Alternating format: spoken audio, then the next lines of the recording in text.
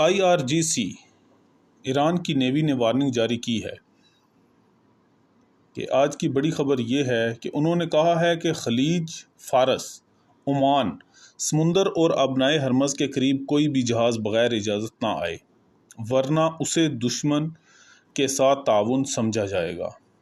یہ ایک بہت حساس علاقہ ہے جہاں سے تیل گزرتا ہے۔ اب اس خبر کا مارکیٹ پر کیا اثر ہو سکتا ہے؟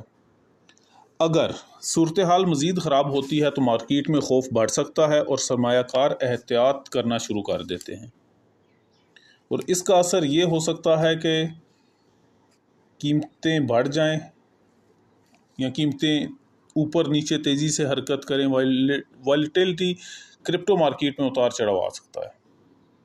تناؤ بڑھا تو مارکیٹ غیر مستحکم ہو سکتی ہے۔ ایسی ہی روزانہ فنانشل اور کرپٹو اپ ڈیٹس کے لیے پیج کو فالو کریں۔